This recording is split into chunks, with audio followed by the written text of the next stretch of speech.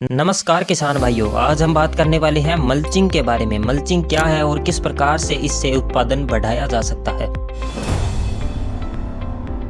Mulching का मतलब है फसल के आसपास की मिट्टी को ढकना, जिससे नमी बनी रहती है और फसल तेजी से बढ़ती है। मल्चिंग दो प्रकार की होती है, जैविक और अजैविक। जैविक मल्चिंग में सूखी घास, पत्तियां या गोबर से फसल के आसपास की मिट्टी को ढका जाता है। अजैविक मल्चिंग, इसमें प्लास्टिक शीट या पॉलीथीन से मिट्टी को ढका जाता है। कौन सी मल्चिंग सही है? देखिए, जैविक मल्चिंग जो कि घास, पत्तियां या गोबर से की जाती है, इससे मिट्टी की नमी और उर्वरता बढ़ती है। कुछ समय के बाद ये नष्ट होकर पोषक तत्व बन जाते हैं। यह बिल्कुल जैविक है, इसलिए पर्यावरण को इससे कोई नुकसान नहीं है। अजैविक मल्चिंग जो कि प्लास्टिक शीट या पॉलीथीन से की जाती है, यह नमी को लंबे समय तक बनाए रखती है, खरपतवार को भी पूरी तरह से रोकती है और यह मल्चिंग लंबे समय तक टिकी रहती है। अजैविक मल्चिंग में पोषक तत्व नहीं बढ़ते हैं और गर्मियों में बहुत ज्यादा गर्म भी हो जाती है। थोड़ी मेहनत लगाकर मिट्टी की उर्वरता भी बढ़ाना चाहते हो तो जैविक मल्चिंग सही है, नहीं तो अजैविक मल्चिंग कर सकते हो, इसमें मेहनत कम लगती है। अब बात करते हैं मल्चिंग के फायदों की। देखिए, पानी की 50% तक बचत करता है मल्चिंग, खरपतवार को पूरी तरह से रोकता है, इससे